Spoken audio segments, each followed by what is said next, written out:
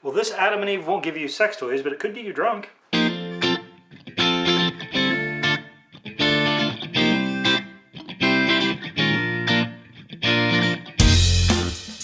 Hello and welcome to Intoxicated Masculinity. If it's Wednesday, we have a cocktail video coming at you. Today, we are finishing up with our bourbon cocktails in the month of November.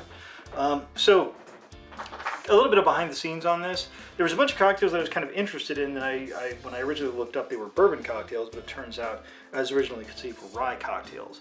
And I kind of wanted to limit this to just bourbon, so I think we're going to go ahead next month and just do all rye cocktails. But today, finishing up with bourbon, we are going to do the Adam and Eve. Now this is a recipe that I am getting from the Difford's Guide. There are actually a ton of different Adam and Eve cocktails and they seem to have almost nothing in common with one another. But this is a bourbon cocktail. It's a little more citrusy of a bourbon cocktail and I kind of thought it'd be interesting to try, so we are going to try it. I don't have any information on the creation of the cocktail, so I can't give any history on it. But what I can do is show you how to make it. We are back and we are surrounded by ingredients. We're going to start off with Galliano Liqueur. This is one that I've had around for a while, but I just haven't had much call for. In this case, this is going to ask for half an ounce of Galliano.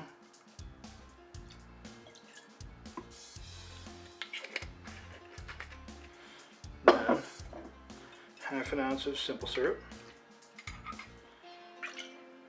which we're just about out of, but we got enough for this cocktail. And then we're going to go 4 dashes of Angostura bitters.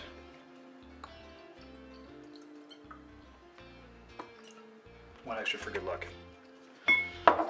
Finally, our star of the show, 2 ounces of Kentucky Straight Bourbon Whiskey. In this case, I'm using Michter's.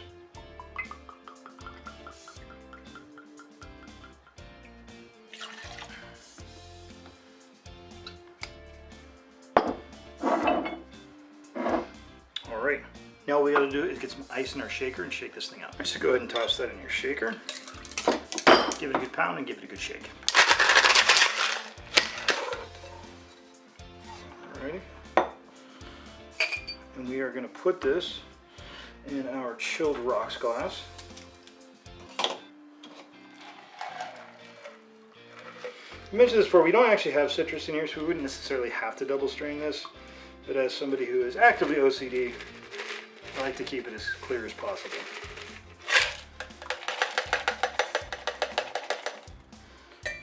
Okay. We're just going to toss in one big rock there and finish it off with a lemon twist. Rub that along the top there. And there you have at least this version of the Adam and Eve. Let's give it a try.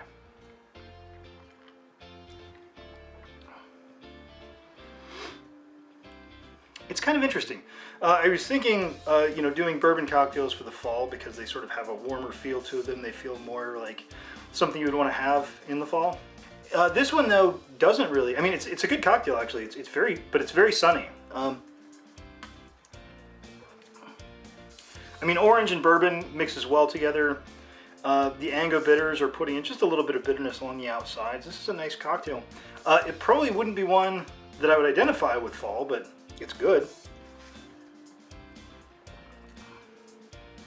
Yeah, I like that. I think I might go a little easier on the simple syrup. Maybe do a 1/4 ounce instead of half an ounce, but all around, it's a very good cocktail. And on that bombshell, I want to thank everybody for watching. Please like, share, and subscribe. Have a good drink, and have a good day.